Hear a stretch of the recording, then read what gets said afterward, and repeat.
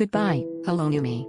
I slammed the door shut behind me so hard that the echo felt like a full stop on the last chapter of my old life. All I had was a battered suitcase and a heart so heavy it could have been another piece of luggage. For months, I'd convinced myself that love meant shrinking smaller, quieter, until I could barely recognize my own reflection. The apartment I left behind wasn't a home, it was a cage I'd decorated with apologies and excuses. The first night alone in a stranger's guest room, I stared at the ceiling and wondered if I'd made a colossal mistake. Empty shelves, empty wallet, empty future, at least, that's what I thought. But as the days passed, that emptiness started to feel less like a void and more like a blank canvas. I filled the silence with music I loved, cooked meals just for myself, and wrote letters I'd never sent. For the first time in years, my choices were my own.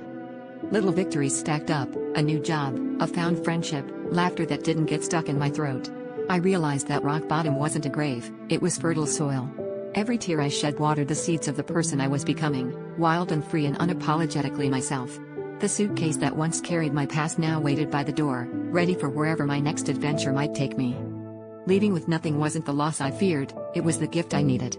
Sometimes, you have to empty your life of what hurts to make space for what heals. If you're standing at your own closed door, suitcase in hand, just know, the emptiness you feel isn't the end. It's the beginning of everything you're meant to become.